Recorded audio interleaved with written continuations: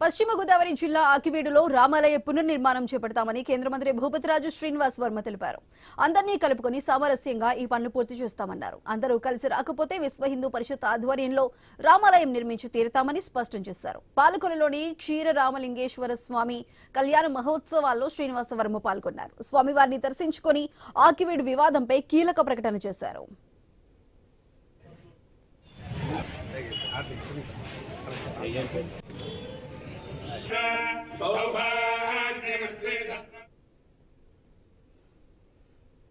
ఆ రామాలయాన్ని కొంత పునర్నిర్మాణం చాలా సంవత్సరాల నుంచి ఉంది. దాన్ని కొంత పునర్నిర్మాణం చేయాలనే ఆలోచనలో భాగంగా స్థానికంగా కొన్ని ఇబ్బందులు అనుకోకుండా చిన్న ఘర్షణ జరగడం జరిగింది అనేటువంటి ఆలోచన నాది. నేను అందరికి పిలిపించా. నేను కూడా ఆకివీడు వెళ్ళా. సామరస్యంగా రామాలయం నిర్మిందాం.